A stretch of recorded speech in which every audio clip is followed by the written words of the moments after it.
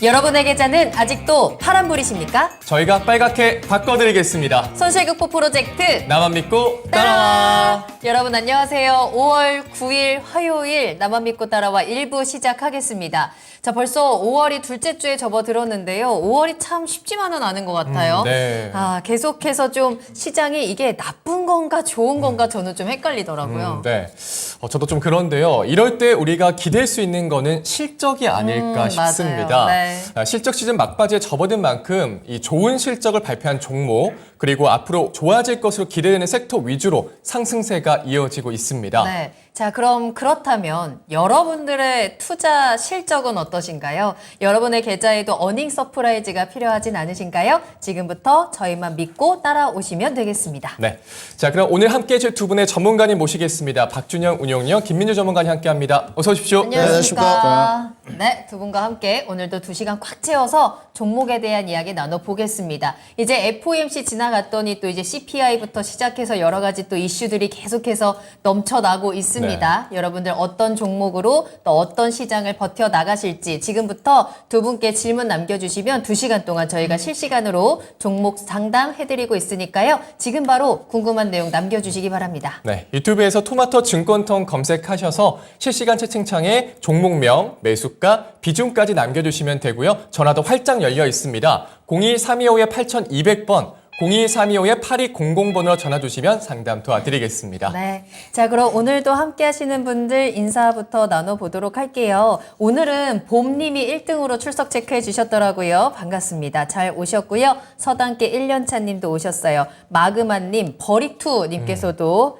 인사 나눠주셨고, 한결님 안녕하세요. 반갑습니다. 반갑습니다. 자, 그리고 영웅12님 오랜만에 오셨네요. 또 1등으로 종목을 남겨주셨는데 저희가 잠시 후에 실시간 상담 이어가도록 하겠습니다. 햇님님께서도 반갑게 또 손 흔들어 주셨고요. 덕자님, 우리 앵커님들 굿밤입니다 라고 해주셨는데 네. 아직 굿밤하기 일러요.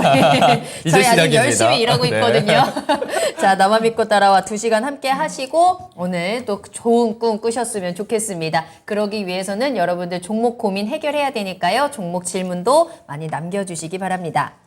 자, 그러면 저희 첫 번째 순서 바로 출발을 할까요? 사전 접수된 종목에 대해서 두 분께 심층 분석으로 들어보는 시간입니다. 자, 오늘의 종목 어떤 종목 진단할까요? 네, 자 오늘은 좀 많은 분들이 관심을 가질 종목 같습니다. 네. 원익 IPS입니다. 원익 IPS 정말 상담 신청도 많이 올라오고 또 많은 분들이 매수 고민도 하고 계실 네. 것 같은데 과연 어떤 사연인지 한번 살펴보겠습니다. 원익 IPS는 시청자 2444님이 보내주신 사연인데요. 매수가는 39,800원이고 비중 20% 가지고 계시거든요. 근데 오늘 좀 큰 폭으로 하락을 했습니다. 6% 넘게 떨어지면서 28,550원에 거래를 마쳤어요. 아무래도 실적 발표에 영향이 좀 있는 것 같습니다. 영업이익이 적자 전환을 했다라는 소식이 들리면서 오늘 주가가 좀 뚝 떨어지는 모습이 나타났고요. 반도체 불황과 함께 원익 IPS의 주가도 좀 크게 흔들렸고 그래도 최근에 뭐 삼성전자의 감산 소식이라든지 반도체 업황 회복에 대한 기대감, 뭐 순환매 등의 여러 가지 영향으로 해서 조금 반등이 나오기는 했거든요. 하지만 4만 원을 또 넘지 못하고 다시 한번 하락세를 보여주고 있는 상황입니다. 그러다 보니까 시청자님 손실도 좀 큰 상황이에요. 네. 28.2% 현재 손실 구간이네요. 네, 시청자님께서는 지금 작년 4월 급등 때 조금 따라가셨다고 그러셨구나. 네. 하고요. 네. 근데 오늘 또 이제 많이 하락을 했잖아요. 그래서 실적에 좀 놀랐고 계속 버텨도 될지 확신이 없어서 오늘 문의 주셨다고 합니다. 그리고 또 하반기에 좋아진다는 소식도 많이 들리고 있는데 그래서 보유를 계속해도 좋을지 궁금한다고 하십니다. 그러니까요. 실적 발표와 함께 주가가 이렇게 뚝 떨어지다 보니까 계속해서 좋아진다라는 기대감만으로 계속 가져가도 괜찮은 건지 좀 불안하실 것 같은데 지금 시점에서 어떤 투자 전략이 필요한지 알아보겠습니다. 자, 그럼 먼저 두 분께서는 원익 IPS를 어떤 시선으로 보고 계시는지 주요 키워드부터 만나볼게요. 먼저 박준현 운영형님, 원익 IPS 키워드 어떻게 뽑을까요? 네, 키워드 실적 불확실성 확대로 잡았습니다. 실적 불확실성이 확대됐습니다. 김민준 전문가님의 키워드는 무엇일까요? 저는 오늘 벌써 좀 차이가 나는데 후끈할 것 같습니다. 오늘 네. 삼성전자의 동반자는 것입니다. 오늘 약간 서로 다른 네. 시선을 지금 보여주고 계시는데 기대가 됩니다. 그럼 먼저 박준현 운영형님의 키워드부터 만나보겠습니다. 실적이 오늘 좀 적자 전환을 했다라는 소식이 나오면서 주가도 영향을 받았는데요. 하지만 이게 바닥이지 않겠느냐라는 의견들도 있는 것 같은데 어떻게 보시나요? 예, 이 회사가 어제 이제 장 끝나고 실적 발표를 했습니다. 네. 예, 그래서 이제 오늘 이제 주가에 영향을 받았죠. 네. 6% 정도 좀 떨어졌는데, 제가 이제 반도체를 얘기를 할 때 삼성전자, SK 하이닉스는 적자가 나더라도 대형주이기 때문에 버틸 수가 있다. 또 기관이나 이들이 사주니까. 네. 근데 반도체 장비라든가 소재 관련 종목들은 막상 적자가 나면 개인 투자가들이 불안할 거다. 자, 그런 얘기를 하고 있지 않습니까? 이분 같은 경우도 지금 그런 상태거든요. 실적에 놀랐다고 그러잖아요. 계속 버텨도 될지 확신이 어렵다는 그런 어떤 그쵸. 메모를 하신 네. 것 같은데, 이런 경우가 나올 수가 있거든요. 일단 원익 IPS 하게 되면 반도체 대장주로 우리가 알고 있습니다. 대장주로 알고 있는데, 대장주가 실적이 안 좋게 나와서 주가가 떨어졌다. 그러면 원익 IPS를 보면서 다른 여타 아직 실적이 발표가 되지 않은 반도체 소부장 종목들 갖고 계신 분들은 아마 경계감을 가질 수밖에 없어요.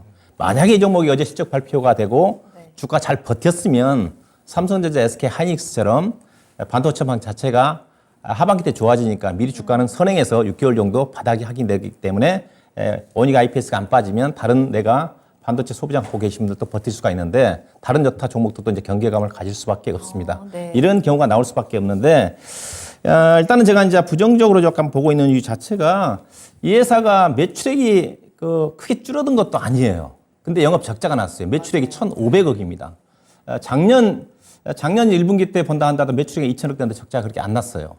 그리고 반도체 회사 같은 경우는 웬만해서는 매출액이 발생하면 적자가 나질 않습니다. 대표적으로 보게 되면 한미반도체가 먼저 실적 발표를 했는데 영업이익은 아마 작년 대비해서 3분의 1 토막 났을 겁니다. 영업이익 매출은 265억밖에 안 났어요. 근데 한미반도체는 적자가 안 났습니다. 근데 이 사람 봤다시피 한미반도체를 굳이 비교하자면 왜냐하면 반도체 저는 장비 종목의 대장주로 바뀌었다고 얘기를 하고 있는 쪽이거든요. 근데 이 사람 매출액이 1,500억이 났음에도 불구하고 적자가 났다는 것 자체는 구조적으로 이 회사의 장비 부품 쪽에 대해서 장비에 대해서 경쟁력이 좀 떨어지고 있는 게 아닌가. 이 회사의 주력 장비 자체가 열처리 장비를 통한 플라즈마 방식의 증착 장비가 많고요. 그 다음에 어시어 드라이서라고 이제 반도체 장비가 대체적으로 이 회사가 80에서 90%가 그다음에 디스플레이 장비 쪽에 있는데 결국은 매출액이 났음에도 불구하고 적자가 났다는 것 자체는 제품 쪽에 대한 경쟁 강도가 많이 떨어지고 있는 게 아닌가. 실제로 증권사 쪽에서는 이 회사의 제품에 대한 경쟁 강도가 상당히 강화가 되면서 경쟁 회사가 들어오면서 제품 마진이 떨어지고 있다는 거거든요. 이게 대체적으로 장비 회사들의 영업이익률 자체가 평균 20% 정도가 좀 되는데 이 회사는 영업이익률 거의 10%대입니다. 10% 초반. 그래서 대장주로서 역할이 안 돼요. 대장주라 한다면 이런 불황에 그래도 가장 강해야 되거든요. 안 좋은 상대적으로. 네. 그런 측면에서 저는 약간 좀 부정적으로 말씀 좀 드리고 싶고요. 그럼 이제 물론 이제 반도체 방 자체가 이제 좋아지니까 근데 반도체 방 자체는 제가 얘기했다시피 삼성전자, SK 하이닉스는 뭐 3분기, 4분기 때 뭐 좋아질 거다 턴어라운드 얘기하지만은 반도체는 장비 회사들만큼은 올해는 안 좋아집니다. 삼성전자, 특히 SK 하이닉스는 올해 거의 투자를 안 할 거고 지금 투자가 나온 것 자체가 원익 IPS 평택 P3 라인이 쪽이거든요. 결국 이제 올해 반도체 업황이 좋아지고 내년도 돈을 벌게 되게 되면 내년도 투자를 할 수밖에 없어요. 그래서 내년도에 이제 실적에 포커스를 맞춰져 있는데 그럼 내년도 예상 실적 기준에서 회사가 지금 PER이 몇 배냐? 주당 EPS가 대체적으로 내년도에 증권사에서 1,700원에서 1,800원 정도 보고 있더라고요. 그러면 PER이 17배 되는 수준입니다. 현재 주가 수준이 계속. 근데 회사 원익 IPS가 반도체 업황이 좋을 때도 PER 기준에서 14배, 15배 이상 못 갔어요. 그러면 저는 그래서 목표 주가를 좀 낮게 제시해드리고 싶은데 대장주로서 역할을 이 종목 사지 마시고 오히려 다른 종목 쪽으로 교체하는 전략이 좀 필요하지 않겠는가 뭐 그런 관점에서 이 종목에 대한 전략을 좀 수립해드리고 싶습니다. 자, 1분기 실적을 조금 더 꼼꼼하게 들여다 보니까 경쟁력이라든지 성장성에 좀 물음표가 생기지 않겠느냐라는 부분을 체크해 주셨거든요. 반도체 장비로서의 대장주의 역할은 이제 끝났다라는 진단도 함께 해주셨습니다. 종목 교체에 대한 의견을 주신 만큼 잠시 후에 자세한 투자 전략까지 한번 체크를 해보도록 하겠고요. 김민준 전문가님의 의견도 들어보겠습니다. 하지만 그래도 원익 IPS에게는 삼성전자가 있지 않느냐, 삼성전자의 동반자다라는 키워드를 잡아주셨는데 어떨까요? 네, 삼성전자의 동반자 맞습니다. 네. 네, 삼성전자가 뭐 지분을 한 3.7% 갖고 있고요. 또 삼성 디스플레이가 3.7% 갖고 있기 때문에 삼성전자와 협업 관계라고 봐도 무방합니다. 실질적으로 삼성전자 매출 비중이 절대적이에요. 이 회사는 매출 비중 거의 50%가 넘어갑니다. 특히나 또 반도체와 디스플레이로 나눠져 있는데 반도체 매출 비중이 또 절대적이라고 좀 볼 수 있습니다. 저는 오늘 좀 고민을 많이 했는데 우선 저는 매도 먼저 맞는 게 낫다고. 단점 부분은 밸류적인 부분이에요. 앞으로 반도체 대장주의 어떤 장비 역할을 할 수 있을까에 대해서는 저도 좀 부정적입니다. 그리고 밸류에이션이 높다는 부분도 단점으로 보완돼야 될 부분인 것 같아요. 그런데도 저는 보유 의견을 좀 들은 이유는 네. 전체적인 반도체 기류를 좀 보자는 거죠. 지금은 그 어닝 시즌이기 때문에 종목군 장세가 좀 연출되고 있습니다. 근데 저는 이 종목군 장세의 연출도 기대감 측면이라고 보는 쪽이거든요. 실질적으로 이번에 실적이 나왔던 한미반도체도 엄청 실적이 안 좋았습니다. 근데 또 신고가 갱신했었거든요. 주가가 가는 쪽 네, 분위기예요. 그러니까 이게 종목별로 좀 상이하긴 한데 이 전체적인 반도체 분위기가 지금은 안 좋기 때문에 종목군 장세가 연출되고 그 섹터 안에서도 상이하다고 보는 쪽인데 과연 지금의 2차 전지에서 수급이 약간 다른 쪽으로 이동을 했을 때 반도체 전체적인 섹터의 반등이 나왔을 때도 주가가 지금처럼 지지부진할 것이냐 여기에 대해서는 저는 의견이 다릅니다. 일단 저는 반도체 섹터가 지금은 바닥론이라고 저는 확실하게 좀 인식을 갖고 있는 쪽이고요. 그러니까 더 빠질 구간이 저는 없다. 이렇게 보는 쪽입니다. 실질적으로 이번에 올라온 것도 반도체가 올라올 만한 이유가 없거든요. 1분기 실적 다 안 좋다고 이야기를 하고 있고 그다음에 바닥의 인식론에 대해서도 약간 시점 차이가 좀 있습니다. 2분기냐 3분기냐. 그런데 하반기로 갈수록 좋아질 거라는 기대감, 내년에 더 좋아질 거라는 기대감에 대해서는 설왕설래가 없는 것 같아요.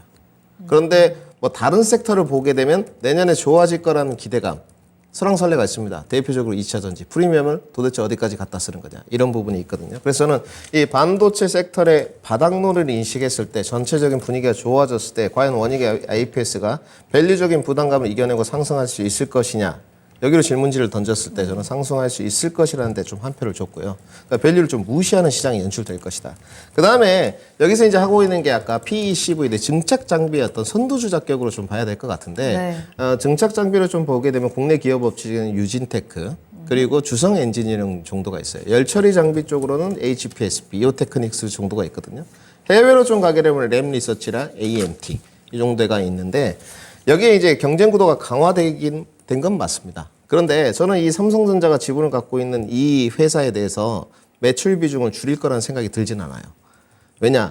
작년에 캐파 증설을 완료했거든요. 네. 460억 정도를 투자해가지고 공장 캐파 증설을 완료했는데 그러면 원희가 IPS도 어느 정도 캐파 증설을 했다는 것은 매출 비중이 지금은 반도체 여팡이 워낙 바닥이고 무역이 좋지 않지만 늘어날 것이라는 것을 감안했다고 보는 쪽이거든요. 그러면 그 공장이 가동이 안 된다면 원희가 IPS는 타격이 더 클 부분인데 거기처럼 이렇게 악재적인 요소로 생각까지는 할 필요가 없는 것 같아요. 그 다음에 두 번째인데 이 그 플라즈마 화학 기상 증착 장비라고 하는데 올해 이제 장비 투자가 적어질 것이다라는 것은 저는 동의를 합니다. 네. 그런데 그 수급의 이동이 왔을 때 그리고 우리가 비메모리 지금 파운드리 특히나 이제 시스템 반도체에 대해서 생각을 해보지 않습니까? 삼성전자에서 사활을 걸고 있는 부분을 이야기해보면 역시나 3나노 파운드리거든요. 특히 게이트 올 어라운드인데 여기에 지금 PCVD가 들어갑니다. 저는 그러면 그때도 모멘텀 부각이 될 수 있다고 보는 쪽이에요. 그래서 실적은 어차피 반도체 섹터의 전체적인 분위기는 다 안 좋다. 현재는. 근데 앞으로 모멘텀 부각이 됐고 2차 전지와 같은 강풍은 아니더라도 섹터의 바닥론 인식이 퍼졌을 때 조금 더 상승 가능성이 있지 않겠나. 그리고 이 시청자님이 지금 벌써 이 보유를 하신 지가 1년이 넘었거든요. 네. 지금 굳이 경기 침체 국면에서 반도체 섹터가 바닥 국면에서 종목 교체를 해가지고 다른 섹터로 넘어갔을 때 신박한 어떤 해답을 찾을 수 있겠느냐. 여기에서 저희는 오히려 독이 될 가능성이 크다고 생각합니다. 그러니까 이런 거죠. 반도체가 좀 반등이 안 나온다. 그래서 다른 섹터로 종목 교체를 했어요. 근데 거기가 이제부터 떨어지기 시작하는 겁니다. 그럴 수 있죠. 네, 저는 그런 부분까지 좀 고려를 했을 때 기간 투자나 시간 투자를 좀 더 하더라도 오래 보유하시면 지금보다 훨씬 높은 권역에 주가가 가 있지 않겠나 생각이 들어서 저는 일단 보유 의견을 드렸습니다. 네. 자, 삼성전자의 동반자라는 키워드를 가지고 나오시면서 전체적인 반도체가 안 좋기 때문에 지금 종목별 장세가 나오고 있다는 말씀 주셨습니다. 반도체 섹터가 지금 바닥이라는 의견을 주셨고요. 더 빠질 곳이 없다고 말씀을 주셨습니다. 그리고 모멘텀이 부각될 거고 상승 가능성이 있다. 긍정적인 전망을 말씀 주셨네요. 네. 자, 좋습니다. 자, 운영위원님 하나 더 궁금한 게 있는데요. 삼성전자가 이제 반도체 뭐 감산 흐름이 있어서 좋은 흐름을 보였지 않습니까? 그럼 이 앞으로의 장비주도 원익 IPS도 마찬가지겠지만 다른 장비주까지도 같이 좀 영향을 어떻게 받을까요? 일단은 반도체빵 자체도 지금 약간 비관적인 전망도 최근에 나오고 있거든요. 네. 특히 이제 먼저 서버가 돌아서야 되는데, 왜냐하면 디램 쪽과 관련된 부분 자체는 여전히 안 좋거든요. 네. 서버 같은 경우는 결국 미국에 있는 빅테크 기업들이 구글 알파벳을 중심으로 투자를 해야 되지 않습니까? 아마존이라든가. 최근에 투자 규모 자체를 25% 30% 정도 지금 하반기에 줄였다는 그런 전망도 있어요. 네. 그래서 반도체빵 자체가 아직은 저도 개인적으로 3분기, 4분기부터 돌아선다는 그런 쪽에 믿음을 갖고 있는 쪽인데, 네. 근데 좀 지켜봐야 되는 부분도 있는 게 아닌가 생각이 좀 되고, 문제는 앞서 얘기했다시피 삼성전자, SK 하이닉스는 6개월 정도 선행해서 주가가 바닥을 친다 한다 하더라도 생각해보면, 예컨대 우리가 SK 하이닉스를 생각해보면 SK 하이닉스는 올해 투자 전혀 못합니다. 올해 뭐 12, 13조 정도의 적자가 날 수밖에 없는 거고, 지난번에 돈이 없어가지고 교환사채도 발행했지 않습니까? 2조 원 규모. 네. 올해 투자 못하거든요. 삼성전자도 올해 투자 자체는 제가 알기로는 인프라 투자와 관련해가지고 용인이라든가 반도체 클러스터 단지 관련해가지고 인프라 쪽과 관련된 투자가 전개되는 거지, 실질적으로 장비와 관련된 부분에 대한 투자 입고 자체는 내년도 가야 된다는 전망이 있거든요. 그러면 반도체 장비 회사들이 지금 1분기 때 적자가 나서 이렇게 거기 있습니다. 2분기, 3분기, 4분기도 그렇게 좋아질 수 있는 자체는 저희 거의 없다고 봐요. 오늘 발표된 네페스 같은 경우도 적자가 200억이 났거든요. 이 분기에. 상당히 이렇게 적자가 나버리면 삼성전자, SK 하이닉스는, 저 SK 하이닉스 10조 원 규모 자체가 어마어마하다 생각을 하는데, 우리가 중소형 정부터 갖고 있어가지고 적자가 나버리면 좀 불안하거든요. 쉽지 않거든요. 올라가기 쉽지 않거든요. 그런 부분이 약간 삼성전자, SK 하이닉스 반도체와 장비와 소재 종목들 가지고 있는 개인 투자가들 심리 차이가 주가에 반영될 수밖에 없다. 그래서 오늘 또 이제 그런 흐름이라고 봐야 될 것 같고, 그래서 일단은 업황 자체는 좀 확인을 하면서 좀 접근할 필요가 있지 않겠나 생각이고요. 그다음에 이제 원익 IPS 차트를 보시다시피, 네. 대장주면 그래도 상대적으로 강해야 되지 않습니까? 차트 보시면 거의 지금 원익 28,550원은 지금 코스닥 시장이 지금 830포인트대인데 1월 달에 코스닥 시장이 670이었거든요, 저점이. 네. 거의 30%, 40% 올라와 있는데 이 종목은 지금 거의 바닥이에요. 저점이에요. 이게 무슨 말이냐? 반도체방 다른 예컨대 주성 엔지니어리라든가 일반 패킹 관련된 하나 마이크론 같은 경우는 저점에서 30%, 40% 올라와 있거든요. 근데 이 종목은 못 올랐다는 자체는, 그래서 상대적으로 저도 매매한다 하더라도 이번 실적이 너무 안 좋게 나왔고 영업이익이 떨어진 부분이기 때문에 대장주로서 가치 자체는 기관 투자가들도 포기한 것 같아요. 기관 투자가들 팔고 오히려 어떤 종목을 사느냐. 과거에는 원익 IPS가 1등이었지만은 지금은 더 좋은 종목들이 많이 나타납니다. 대표적으로 HPSB거든요. HPSB라든가 한미반도체가 아마 시가총액은 원익 IPS 역전했을 거예요. 네. 원익 IPS가 과거에는 장비 종목 쪽에 압도적으로 1위였기 때문에 기관 투자가들이 이 종목을 샀거든요. 근데 네. 지금 굳이 기관 투자가들이 원익 IPS를 안 사고 HP라든가 SP라든가 한미반도체라든가 이쪽으로 눈을 돌릴 가능성이 크다는 겁니다. 그래서 저는 이제 전략까지 제시해드리면, 그래서 네네. 목표 주가는 일단 교체를 한다는 전제하 3만 원 정도 짧게 제시해드리고 싶고요. 교체를 안 하신다면 아마 32,500원, 33,000원 정도. 그래서 오히려 저는 개인적으로 만나는 하나 마이크론이라든가 패키징 비메모리 쪽에, 이쪽에 하나 마이크론이라든가 그다음에 주성 엔지니어라든가 네. 그들의 회사는 적자가 아니고 수익 이익이 나는 회사들이니까 오히려 이쪽에 교체하는 게 3만 원대 좀 올라가는 게 빠르지 않겠는가.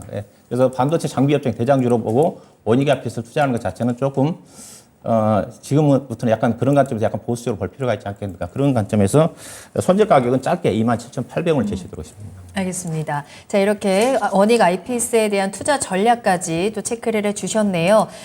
사실 이 반도체 업황이라고 하면 지금 계속해서 하반기에 좋아질 것이다라는 기대감으로 계속 움직이고 있는 것 같은데, 사실 이 이야기는 작년부터 나왔거든요. 내년 하반기부터는 좋아질 거야. 업황 회복이 될 거야.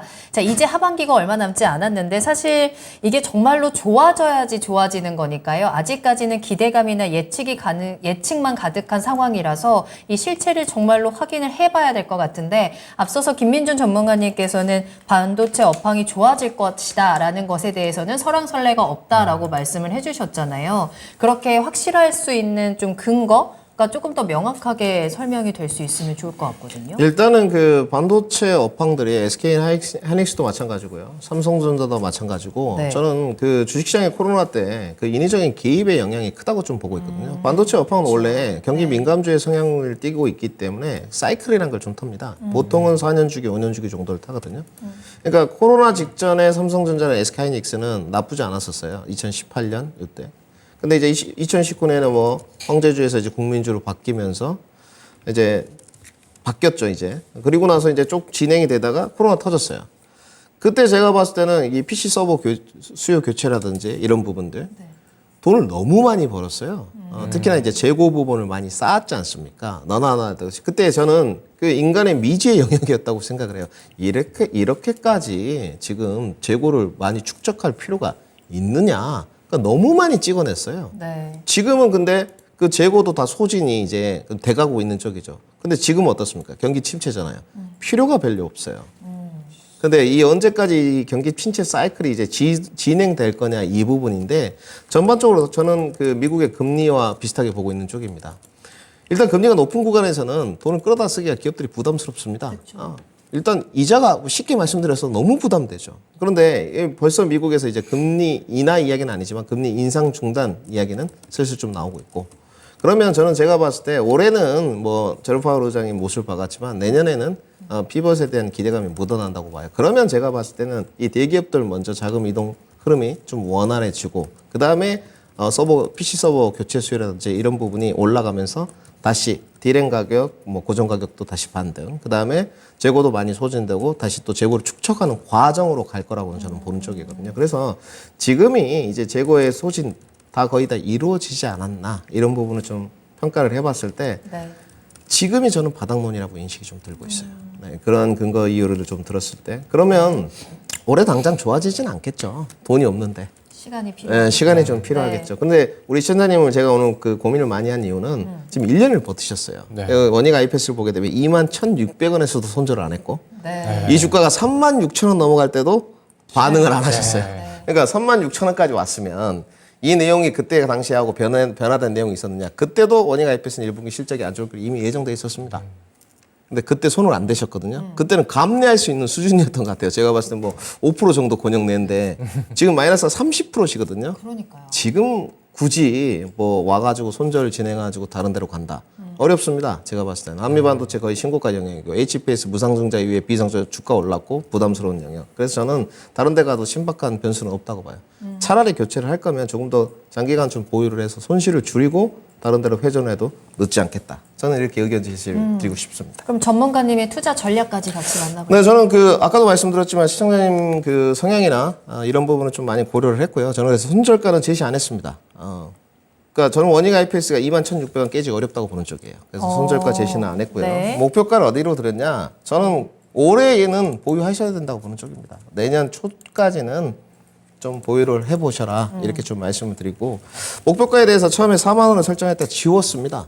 지우고 저는 4만 5천 원까지 좀 드렸는데 제가 원하는 목표가까지 뭐 제 바람이니까 올지는 모르겠습니다. 주식시장에 절대 진리라는 건 없지만 그 정도까지는 모멘텀 바람이 붙고 3나노의 바람이 좀 불었을 때 부각이 된다면 다시 한번 반등. 그러니까 저는 지난번에 찍었던 36,000원은 원익 IPS가 넘어갈 수 있다고 보는 쪽이에요. 그래서 저는 장기 목표가로 45,000원 제시했습니다. 네.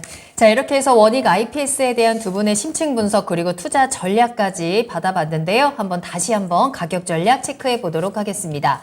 자, 먼저 박준현 운영령님께서는요, 실적에 대한 불확실성이 확대됐다라는 키워드를 짚어주셨어요. 따라서 이러한 불확실성에 기대기보다는 비메모리 쪽으로 종목 교체를 하는 게 어떻겠냐라는 의견으로 매도 사인 주셨습니다. 목표가 3만 원, 손절가 27,800원 제시해 주셨고요. 김민준 전문가님은 조금 시각이 다릅니다. 삼성전자의 동반자이기 때문에 시간을 조금 더 충분히 투자를 한다면 손실을 줄이고 수익으로 좀 빠져나오는 타이밍을 기다려보자라고 말씀해 주셨고요. 따라서 보유 의견과 함께 손절가 없습니다. 목표가 45,000원까지 한번 키워가 보셔도 좋을 것 같네요. 참고하시길 바라겠습니다.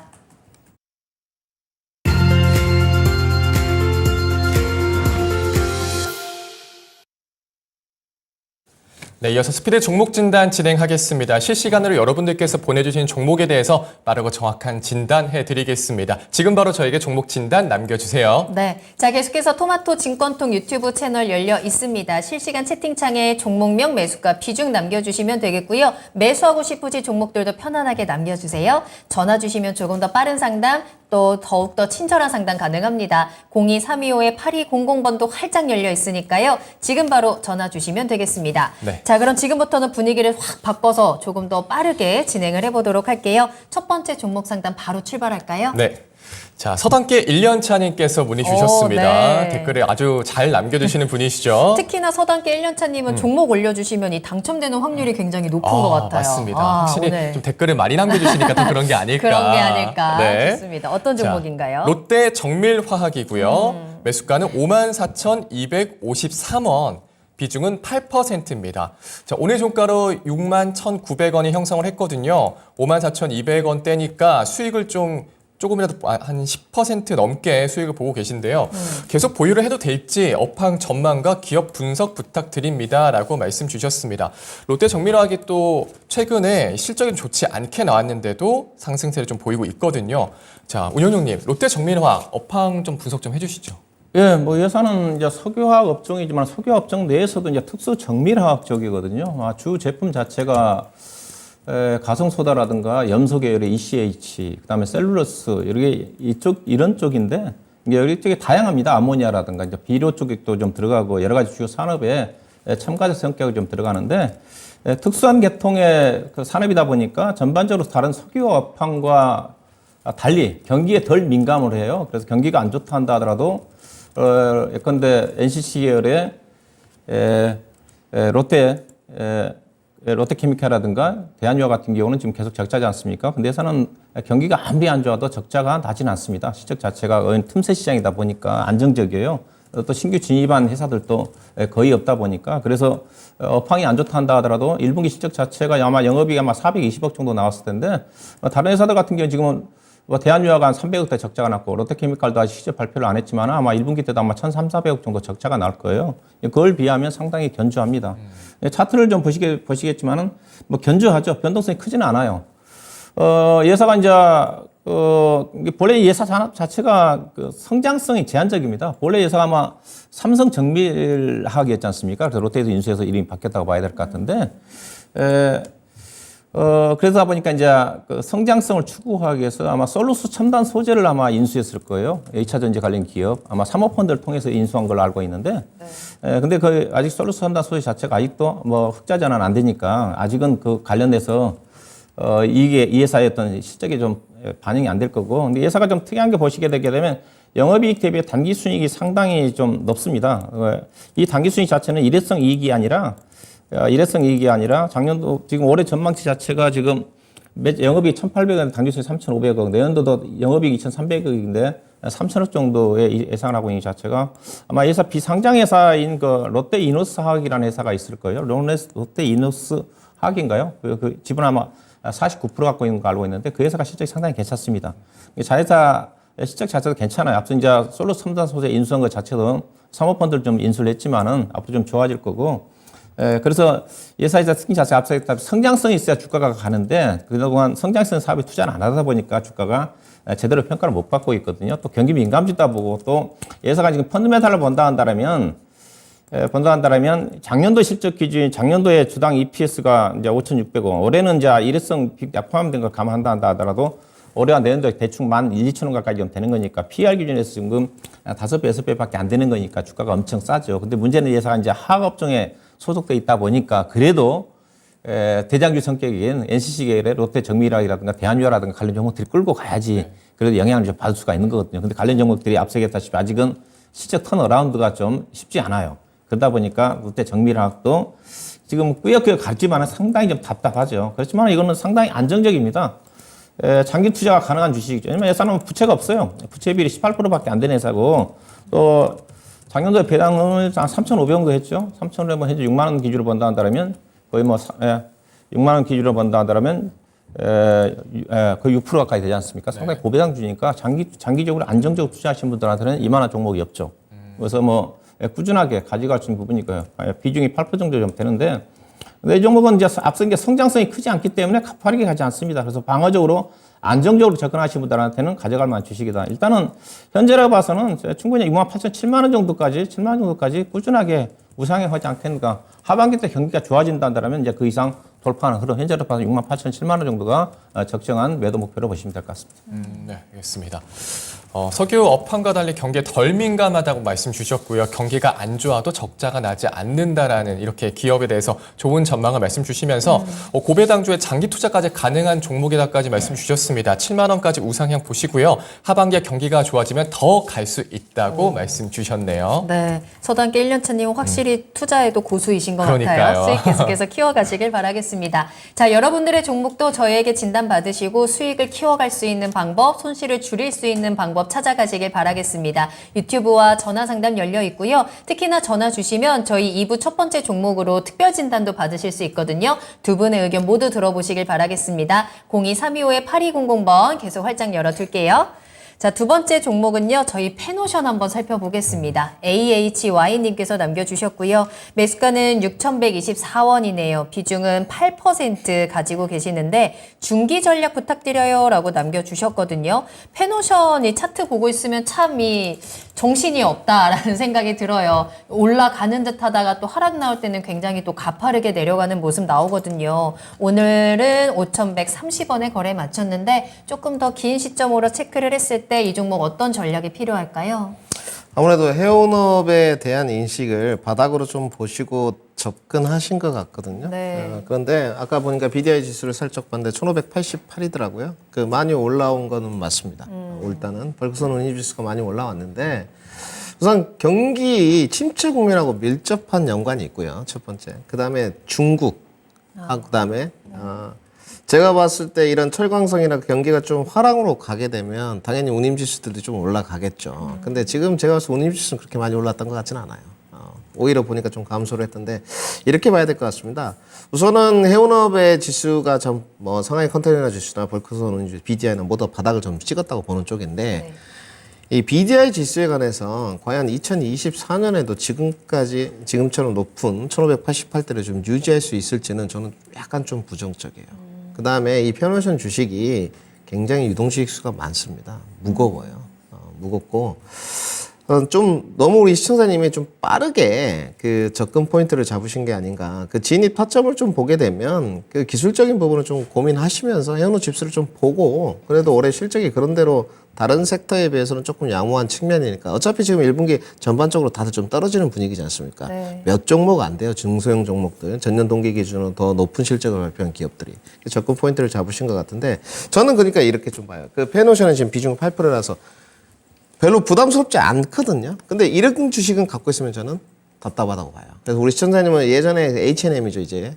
구현대상선. 좀 보유하고 있으면 경기가 화랑으로 가면서 운방량도 좀 많아지고 주가가 폭발적으로 상승하기 때문에 중장기적인 좀 목표가 제시를 부탁하신 것 같은데 굳이 그럴 필요가 있나 저는 이렇게 생각이 듭니다. 우선 목표가부터 좀 제시를 해드리면 저는 뭐 잘 가면 7,000원 정도 선으로 보이거든요. 근데 그 감내 권역이 좀 크다고 보여집니다. 주가는 제한적일 거예요. 빠지는 부분은. 하방 경직성은 어느 정도 확보가 좀 된 것 같습니다. 그래서 이제 등락 과정으로 좀 거듭될 텐데 글쎄요. 중국을 좀 봤을 때 중국 경기가 살아나야지 글로벌 경기가 좋아진다 등등 이야기도 많고 BDI 지수도 좀 올라가는데 저는 단기적인 효과라고 좀 봅니다. 차라리 해운업 지수가 반등이 턴어라운드가 되게 되면 네. 조선업이 좋아질 공산이 크거든요. 중고성가라든지 이런 부분들, 신조성가라든지 네. 이런 부분들 보게 되면 특히나 신조성가 부분들 보게 되면 고공행진이에요. 지금. 그러면 조선업은 해야 될 게 딱 하나밖에 없습니다. 수주입니다. 수주만 올해 100% 넘어가면 되는데 이것도 이제 경기 침체 국면에서 쉽지 않다. 이렇게 지금 지칭을 하고 있는 쪽이거든요. 그러면 먼저 근본적인 그 전초 상황이 되는 이런 벌크선 운임 지수들은 더 좀 어렵다고 보여지는 쪽입니다. 네. 그래서 지금은 진입하셨던 부분은까지 가격 상승은 저는 가능하다고 좀 보여지는 쪽입니다. 굳이 뭐 우리나라의 무역이나 이런 부분이 좀 문제가 있지만 펀더멘털에 크게 문제는 없고 우리나라의 상황만 지금 녹록치 않은 건 아니니까 보유하시고요. 그러니까 지금 종목들이 굳이 실적이 좀 뒷받침 도는 종목들은 답답함은 있을 수 있는데 손절로 대응할 필요는 없는 것 같아요. 근데 시장님이 단기 매매 대응을 하실 거면 지금 손절가는 거의 다 왔거든요. 그래서 저는 손절가 제시 안 하겠습니다. 반등 목표가만 제시 들어가고요. 반등 목표가는 5,700원 포트교체 의견 드리도록 하겠습니다. 네. 자, 일단 목표가 저 중기적으로 7,000원까지 전해드렸습니다. 손절은 하지 않아도 되지만 조금은 답답하게 움직일 수 있다는 점은 염두에 두시는 게 좋을 것 같고요. 아, 그럼 나는 이 종목으로 답답하게 가져가기보다는 좀 시원시원하게 잘라내고 다른 종목 가겠다라고 하신다면 단기적으로 반등 목표가 5,700원 제시해드렸으니까요. 참고하시기 바랍니다. 네. 자, 다음 종목은 고려산업입니다. 아자님께서 문의 주셨고요. 4,560원, 비중은 20%십니다. 오늘 매도 타이밍을 놓쳐는 다시 올라갈까요? 라고 문의 주셨습니다. 오늘 지금 사료거래 공급계약 체결 소식이 나와서 크게 올랐다가 굉장히 크게 빠졌거든요. 파란불을 길게 그렸는데요. 자, 운영형님, 지금 타이밍을 놓쳤다고 하셨는데 다시 올라갈 수 있을까요? 일단은 뭐 흑해 곡물 수출 중단 위기 때문에 최근에 곡물 관련 종목들이 급등하고 있지 않습니까? 네. 근데 제가 다른 방송에 얘기했지만 곡물 수출 중단하게 되면 일단 곡물 가격이 올라가겠죠. 네. 올라가게 되면 사료 회사들이 수혜 줄까요? 음식 회사들? 음식 수혜 줄까요? 전혀 아니거든요. 네, 반대거든요. 네. 오히려 악재예요. 관련 종목들이 알다시피 이제 러시아 우크라이나 전쟁으로 인해 가지고 작년 4월달, 5월달에 관련 종목들이 급등했지 않습니까? 고려산업도 보면 차트 보시다시피 작년도에 이제 5월달에 러시아 우크라이나 전쟁 때문에 이 종목 그때 테마로 부각되면서 주가가 고점이 11,850원까지 갔잖아요. 네. 11,850원까지 가다가 3,000원까지 떨어졌습니다. 3,000원까지 줬고 가장 당시 이제 테마의 선도 종목으로 움직였던 회사가 한일사료에 있는 회사인데 지금도 가장 네. 움직임이 전개되는데 한일사료 같은 경우도 주가가 당시 얼마까지 갔냐면 15,850원까지 갔다가 최근에 주가가 4,000원대까지 떨어졌다가 최근에 다시 이제 테마 부분을 불면서 6,000원까지 올라왔어요. 예. 이렇게 떨어집니다. 왜? 전혀 관련이 없거든요.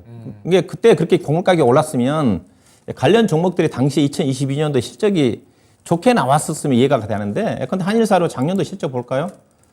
곡물 가격이 급등했을 때 작년도 실적 보시다시피 적자 났어요. 그렇죠? 2021년도에 영업이익 136억 났는데 82억 적자 났습니다. 곡물 가격이 올라가면 오히려 사료회사들은 악재예요. 왜냐하면 곡물 가격 상승 부분 자체를 사료회사에 바로 반영하기가 쉽지가 않습니다. 특히 음식료도 곡물이 들어가는데 음식료 같은 필수 소비자 성격이기 때문에. 근데 주가는 주가 따로, 펀드멘탈 따로. 그래서 제가 그런 얘기를 하는데 기업의 주가가 기업의 가치에 따라가는 것도 아니게 움직일 수가 있는 점에 주가와 기업의 가치는 다르다는 것을 알고 있어야 되는데 투자가들이 테마로 그렇게 움직임이 전개되거든요. 그래서 이거는 결국 무슨 말이냐? 제로섬 게임입니다. 누구 하나는 테마에 편승해서 잘 잡으면 수익을 낼 수가 있겠지만은 예컨대 이 종목 과거에 작년 5월 달에 15,800원에 사신 분들은 이거 평생 안 옵니다.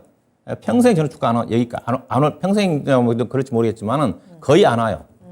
이게 잘못 걸리면 예사의 펀드멘탈 측면에서 보면 고려산업 같은 경우는 이제 금강공업이 대주주거든요. 뭐 이 사람 그렇게 주가가 시가총액 자체가 1,000억짜리 시가총 1,000억이니까 현재 시점은 그렇게 비싼 회사는 아니에요. 비싼 회사는 아니고 앞서 이제 한일사료 같은 경우 상당히 비싼 회사인데 자본 총계가 1,000억짜리 회사니까 현재 수준 자체는 그렇게 뭐 저성장을 감안한다 하더라도 4,000원대 그렇게 빠질 주식은 아닌데 이때 10,000원대 산 사람들은 거의 평생 고생할 가능성이 크다는 거죠.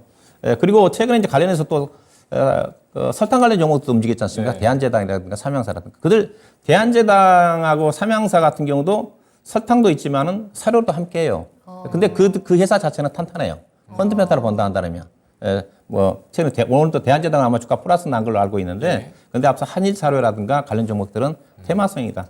고려산업도 현재 주가 수준 4,000원대에서는 아주 비싸다고 올라가시겠지만 주가가 올라갈수록 거의 제로성 게임이다. 그래서 일단은 오늘 장대 연봉이 나왔기 때문에 우리 시청자분들이 높게 사지는 않으셨네요. 네. 팔고 나오세요.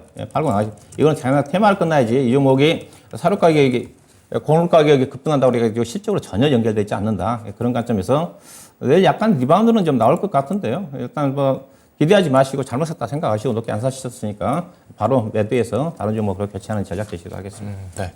흑해 곡물협정 이슈에 올랐는데 전혀 관련이 없다 말씀 주셨습니다. 테마로 전개됐다고 하시면서 팔고 나오자라는 의견 주셨네요. 네. 자, 이렇게 기회를 놓치면 너무나도 계속 땅을 치게 됩니다. 그렇습니다. 이 종목만 계속 쳐다보게 되고 자 기회를 놓치지 않기 위해서는 미리미리 진단받으시는 게 가장 중요할 것 같고요. 전화는 조금 부끄러워요 하시는 분들도 계시는데 아예 부끄러워하지 마시고 부끄러운 것보다 내 종목 계속해서 수익을 챙겨나가는 게 더 중요하겠죠. 지금 바로 전화 주시고 또 종목도 많이 남겨주시기 바랍니다. 자 그럼 저희 다음 종목 이야기 나눠볼게요. 전화 연결하겠습니다. 시청자님 안녕하세요. 네, 안녕하세요. 네, 안녕하세요. 반갑습니다. 네, 네. 자, 어떤 종목 궁금하신가요?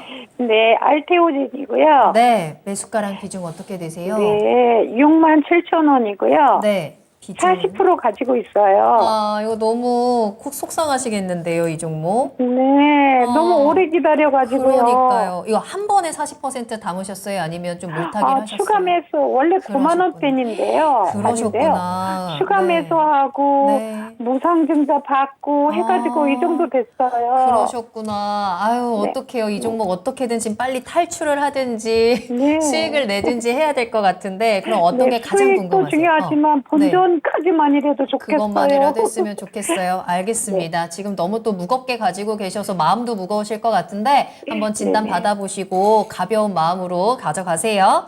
네, 김민준 바랍니다. 전문가님 연결해 드릴게요. 네, 수사님 안녕하십니까? 안녕하세요. 그나마 제가 아는 종목 질문하셔가지고 다행인 것 다행입니다. 같습니다. 제가 이토마토에는 2020년도였거든요. 그때 제가 처음으로 제약바이오 그 보고서 형식으로 좀 썼는데 이토마토 홈페이지에 게시되어 있습니다. 알테오전 썼습니다. 이걸로 주가 히트를 그때 좀 쳤었는데 제대로 왔네요. 네, 그때 그 상담이. 참 미국 무슨 원문까지 읽는다고 호중구에 가는 걸 써놨거든요. 참 힘들었었습니다. 근데 결국 히트작이 됐는데 알테오젠이 히트작이 된 이유는 우리 시청자님 걱정하실 게 없는 게 지금 단가를 낮추셨다는데 일단 잘한 것 같고요. 그 알테오전은 올해 손익분기점이 넘어갑니다. 제약바이오 뭐 바이오협회 기준치로 봤을 때 2021년 기준치를 써놨던데 지금 2023년 기준치 그리고 2022년 4분기 기준치에도 손익분기점이 넘어가는 기업들이 10%밖에 안 돼요. 근데 알테오젠은 올해 흑자 전환됩니다. 내년에는 영업이익률이 40%까지 측정이 돼 있어요. 그러면 영업이익률이 이렇게 40%까지 측정되는 이유가 뭐였냐? 그리고 왜 주가가 이렇게 많이 올라왔었느냐? 알테오젠의 임상 파이프라인이거든요. 결국은 알테오젠 같은 경우는 머크라든지 주요 빅파마 기업들과 기술 수출 이전 계약을 많이 했었습니다. 2017년 이후에 7건을 했었어요. 제가 봤을 때는 알테오전 독보적입니다. 거의 세 손가락 안에 들어가는 쪽인데 네. 그러니까 마일스톤을 상당히 많이 받겠죠 올해. 네, 그래서 제가 봤을 때 이런 부분도 상당히 좋아요. 그리고 이제 하나 아쉬운 부분은 이 알테오전이라는 회사 우리 시청자님 요새 인력 채용을 계속하고 있습니다. 그래서 인건비가 많이 나가겠죠. 근데 이런 부분도 슬슬 이제 없어질 거예요. 인력을 뭐 계속 늘릴 수는 없지 않습니까? 경기 침체 국면에서 지금 이제 100명이 넘어가는 걸 알고 있는데 올해도 이 마일스톤 수용료가 계속적으로 증가할 거고요. 그 다음에 무조건 이제 뭐 그런지는 않지만 제약바이오 하면 역시나 임상실험 모멘텀이지 않습니까? 이게 있느냐? 중견 제약사들이 이게 좀 약하거든요. 알테오젠이 있습니다. 역시나 아일리아죠. 대표적으로 알테오젠, 삼청된 제약 몇 군데가 있거든요. 네. 여기가 임상 3상 진행 중입니다. 그러니까 지금은 요새 그 경기 침체 국면에서 제약바이오 업체들이 보게 되면 임상실험 모멘텀 별로 잘 안 나오지 않습니까? 공시라든지. 근데 저는 제약바이오에 한번 광풍 온다고 보는 쪽입니다. 그래서 주가는 지금 별로 부담스럽지 않은 쪽이고요. 어차피 우리가 제약바이오 볼 때 밸류는 제가 봤을 때 50점 만점에서 평가 점수를 준다면 저는 5점이에요, 5점. 가장 그 주식을 할 때 여러 가지 고려 요소를 이어야 되지만 요소로 봤을 때 밸류는 별로 중요하지 않다고 보는 쪽입니다. 그래서 저는 아일리아에 대한 올해 글로벌 임상 3, 4명에 대한 모멘텀, 그 다음에 마일스톤 수령료, 그 다음에 중견 제약업체가 아님에도 기술 수출 이전을 많이 해서 올해 영업이익 흑자로 턴어라운드 된다는 부분, 그 다음에 다음 달에 아스코 학회 모멘텀까지 생각을 했을 때 우리 시청자님 충분히 제가 봤을 때는 단가까지 올 수 있습니다. 저는 먼 거리 아니라고 봐요. 그래서 당장 그 주가는 5만 5천 원까지도 좀 올라갈 수 있고요. 이제 우리 시청자님이 여기서 욕심을 크게 내시면 안 되는 게 우리 시청자님 오래 장기 기간 보유하셔가지고 이제 일명 물타기 진행하셔가지고 네. 40%시잖아요. 비중이 좀 무겁습니다. 그래서 기대 수익률을 좀 낮춰가시되 지금부터 좀 끌고 가시는 전략은 전 괜찮다고 봐요. 그래서 추가 매수 의견은 드리지 않고 학회 모멘텀이 있고 올해 영업 실적이 흑자로 턴어라운드 되니까 아마 1분기보다는 2분기, 2분기보다는 3분기가 실적이 더 도드라지게 좋아질 거예요. 그래서 좀 보유 의견을 드리고 싶고요. 목표가를 지금 설정해 드릴 텐데 우선 6만 원은 6만 원에서 6만 5천 원 레인지 범위를 잡아드릴게요. 비중이 조금 많습니다. 제약바이오는 많은 비중을 해가지고 큰 수익을 창출하는 영역은 아닌 것 같아요. 적은 비중을 해서 주가의 등락폭이 컸을 때 큰 수익을 창출하는 영역인 것 같기 때문에 6만 원이나 6만 5천 원 정도가 오시면 비중은 20% 축소하시고요. 제가 봤을 때는 정말 모멘텀이 한번 붙어주고 공시가 터져주면 갈 수 있어요. 제약바이오는. 그래서 비중 추가 20% 의견 드리고 최종 매도 목표 가격은 저는 7만 원 정도로 제시하겠습니다. 그러면 우리 시장님 아까 본전은 가능할까 이렇게 물었지 않습니까? 네. 그래도 나쁘지 않은 가야죠. 결과물이라고 좀 생각이 들고요. 그래서 저는 1, 2차 목표가 나눠서 제시도록 하겠습니다. 네. 시청자님 걱정 안 해도 된다라고 하시네요. 본전 아. 충분히 가능하고 7만 원까지 올라가서 수익도 볼 수 있을 것 같으니까 일단 6만 원 올라가면 거기서 비중부터 확 줄여내시고 기다려 보시면 좋을 것 같네요. 예, 감사합니다. 네, 감사합니다. 힘내세요. 네, 네. 감사합니다. 네. 네, 다음은 SM입니다. SM 이인하님께서 문의 주셨고요. 매수가는 13만 원, 비중은 30%입니다. 진단 부탁드립니다. 말씀 주셨습니다. 네. 자, SM 꽤 높을 때 잡으셨어요. 그러네요. 비중도 좀 많이 담으셨는데 현재는 한 20% 정도 손실을 보고 계십니다. 그래도 최근에 이 엔터주들이 굉장히 좀 좋은 흐름을 보였어서 좀 기대를 좀 해볼 만한 것 같습니다. 자, 운영위원님, SM 좀 어떻게 진단할 수 있을까요? 예, 뭐 13만 원대 사셨으면 하이브와 카카오의 지분 경쟁 아마 그 시점에서 사선 좀 물렸던 것 같아서요. 일단은 현재 이제 SM과 관련된 지분 경쟁은 끝났죠. 이제 카카오가 아마 최대 주주로 올라선 걸 알고 있고 지분 아마 39.9% 정도를 확보를 해서 사업 협력을 카카오가 하는 쪽으로 그리고 하이브는 아마 2대 주주로 아마 그대로 아마 지분 한 14% 정도 가지고 있는 걸로 알고 있어요. 아무래도 하이브로 좀 넘어갔었으면 더 긍정적으로 더 주가 영향을 좀 받았을지 않겠나 생각이 좀 되는데 일단은 카카오로 좀 넘어갔으니까 근데 카카오가 얼마만큼 회사와의 어떤 사업 협력을 통해 가지고 성장을 할지 최근에 카카오가 실적 발표를 했지 않습니까? 실적이 여전히 부진한 것으로 봐서는 카카오에 대한 믿음들이 지금 많이 떨어진 상태거든요. 아마 카카오의 이번 실적 자체는 SM 지분이 아마 연결 기준으로 반영이 안 됐을 겁니다. 아마 2분기 때부터 반영된 걸로 알고 있기 때문에 아마 2분기 때는 SM에 대한 연결 기준으로 반영이 되면 카카오는 1분기부터 약간 실적은 양호하게 발표되지 않겠는가 말씀 좀 드리고 싶고 SM의 현재 주가 수준은 어떠냐? 일단 M&A가 관련된 경영과 관련된 제로는 끝났지만은 현재 수준 주가 자체는 그렇게 비싸 보이진 않습니다. 현재 하이브가 주가가 이제 급등을 하면서 최근 30만 원 정도 근처까지 가다가 하이브가 약간 지금 3일 정도 좀 조정을 좀 받고 있는데 하이브가 지금 PR 기준에서 지금 올해 52배거든요. 52배 되는 수준이 내년도도 거의 40배 되는 수준이기 때문에 현재 지금 SM의 PR이 지금 24배 정도 되는 수준입니다. 이게 밸류로 따지면 하이브를 기준해 가지고 반밖에 안 되거든요. 하이브가 현재 시가총액이 11조 원, SM이 지금 2조 4천억이니까 상대적으로 주가 싸 보여 이게 빠질 이유는 없을 것 같습니다. 최근에 엔터 관련된 종목들 실적 성장에 대한 기대치가 계속 올라가고 있기 때문에 충분히 SM도 M&A 재료는 소진이 좀 됐지만은 실적으로 봐서 하이브가 지금 잘 버티고 있기 때문에 충분히 우상향하지 않겠는가 그렇게 좀 말씀드리고 싶고요. 13만 원 약간 높게 사셨는데 비중이 30%네요. 뭐 추가 매수할 건 없을 것 같고요. 일단은 주가가 오늘 22평선까지 좀 내려왔지만 걱정 안 하셔도 될 것 같습니다. 올해 뭐 영업이 꾸준하게 1,000억이 넘어간 회사고 앞서 얘기했다시피 PR 24배 정도 되는 수준이면 주가가 상대적으로 하이브에 비해서 싸 보이는 것 같으니까 일단 보유 의견이고요. 다만 우리 시청자님이 13만 원대 앞서 얘기했다시피 이제 하이브가 지분 경쟁 시점 전후에서 이때 상당히 매물층이 지금 12만 5천 원대 두텁게 좀 포진돼 있을 거예요. 그래서 일단은 반등 목표 자체는 13만 원보다 조금 낮아야 될 것 같습니다. 현재로 봐서는 12만 5천 원 언저리 정도까지 좀 반등을 좀 보시면 될 것 같고요. 뭐 충분히 약간 현금 여유가 있으시면 조금 추가 내려온다면 5% 10% 정도 추가 매수도 가능하지 않겠는가. 일단은 목표 주가 자체는 손실을 약간 감내한 수준에서 12만 5천 원 정도가 그때 가게 되면 PER 기준에서 지금 28배 정도 될 거예요. 28배, 30배 정도. 그게 아마 현재로 봐서는 합리적으로 설정해 볼 수 있는 목표 주가가 좀 되지 않겠는가. 손절은 걱정 안 하셔도 될 것 같습니다. 자, 보유 의견 주셨습니다. 추가 매수는 하시지 마시고요. 목표가 12만 5천 원 정도 잡아보시고요. 그리고 손절은 걱정하지 않아도 된다고 말씀 주셨네요. 네, SM 얘기 나오니까 채팅창에서는 에스파에 대한 이야기가 또 가득합니다. 얼마 전에 저도 그 컴백 사진 봤는데 너무 네. 예쁘더라고요. 에스파가 또 SM의 주가도 좀 끌어올려줬으면 좋겠네요.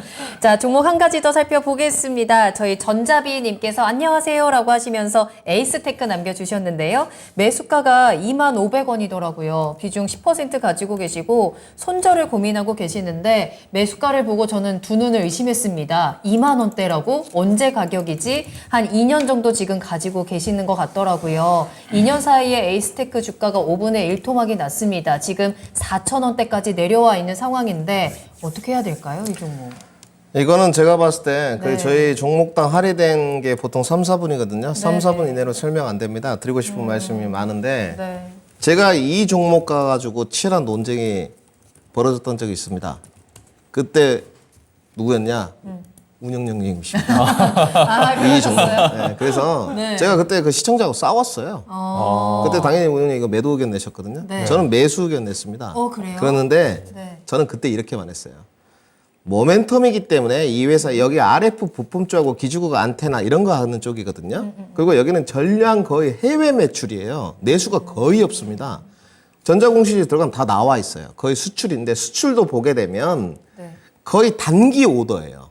1, 2개월 내 오더가 들어오면 자기들 주문 생산해가지고 보내는 쪽이거든요. 근데 지금 여기 3년 내내 적자예요. 그때 전화서체 발행하면서 그때 주가가 아직도 8,000이었던 기억이 나는데 그때 5G들이 모멘텀을 타면서 이 주식도 날아갔어요. 저는 그때 유동성 확대 국면이었고 인정하자. 모멘텀 국면이니까 비이성적으로 시세가 나서 저는 매수 의견 냈고 제가 직접 매매를 했습니다. 근데 이 주가가 35,000원까지 갈 때 경고 시그널을 엄청 보내드렸거든요. 이건 아니다.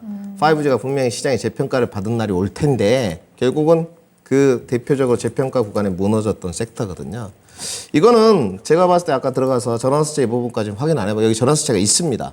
전환수체가 있는지 제가 확인 안 해봤는데 일단 여기는 수주 상황을 기록해 놓지 않아요. 기재해 놓지를. 그 전자공시 가더라도. 근데 지금 3년 내내 적자고 지금 4분기부터 영업이익이 한 10억 정도 나기 시작했거든요. 이 적자 폭을 어떻게 메울 것인지 에이스테크에 물어보고 싶어요. 네. 지금 적자 폭이 지금 1,200억이지 않습니까? 저는 이거 메울 수 있는 방법이 또 전환사채밖에 없다고 보는 쪽이에요.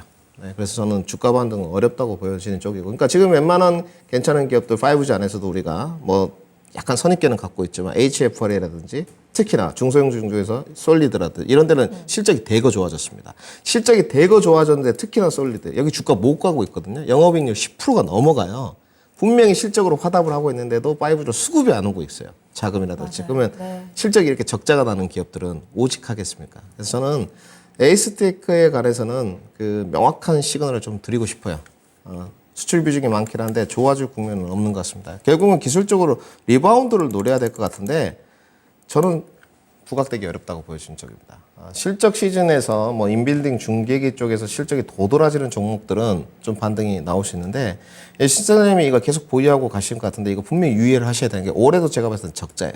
그럼 이제 4년 적자지 않습니까? 지금. 그러면 상장 폐지 적격성 심사 대상이에요. 5년 적자면 관리 종목 지정.